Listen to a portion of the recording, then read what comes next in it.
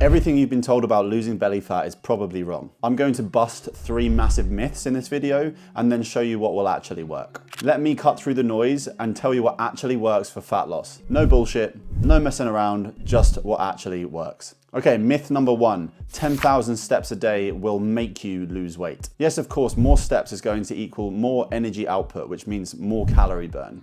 However, if you're still consuming more calories than you are burning, you still won't lose weight. So you could do 15,000 steps a day, but if you're still not in a calorie deficit because the amount of food you're eating is still too much, then you're still not going to see the progress with the body fat going down. As you've probably seen before, it all comes into calories in versus calories out. Myth number 2. Carbs will make you fat. Eating a diet that is mainly carbohydrates can lead to you feeling lethargic and actually leave you still feeling more hungry than when you started. This could lead to eating more and moving less. However, if we're incorporating in a moderate amount of carbohydrates into a balanced diet, then you will reap the rewards. They can be amazing for your energy and satiation levels. Carbohydrates are not the enemy.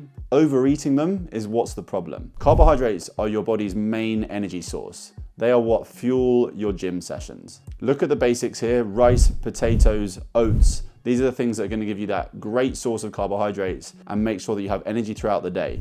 You have to then pair this up though with a protein source, with some fiber, making sure that we have things that are going to pack out that meal so that you're not just going back and back to the carbs. Myth number 3, eating at certain times of the day will make you fat. Yes, there is going to be some basis to this with thinking about your circadian rhythm and thinking about when you're sleeping, your digestion changes to when you're awake. However, overall, if we are eating less calories than we are burning, then typically we are going to still be in a place of losing weight, or the other way around, not losing weight. Meal timing can, of course, optimize things, but it's not the only thing that matters. Total daily calories matter more than when you eat them. Eat when it fits in your schedule, and then keep that consistent. All right, enough with what doesn't work.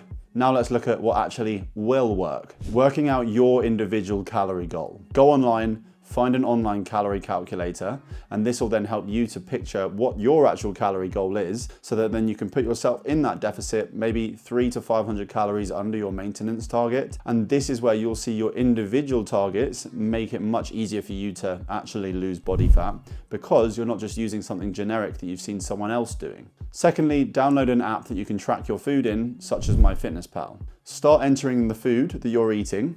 Remember, what doesn't get measured doesn't get managed. We need to see accurately what is going into your body. You don't need to track your food forever. It's just long enough to learn about your body and what it needs. Most people underestimate their tracking by 20 to 30%. Track your food for a minimum of 2 to 4 weeks to start learning about what your body needs. There'll be certain foods that you feel higher energy with and lower energy with. Everyone is completely different with this. And thirdly, aim for 10,000 steps a day.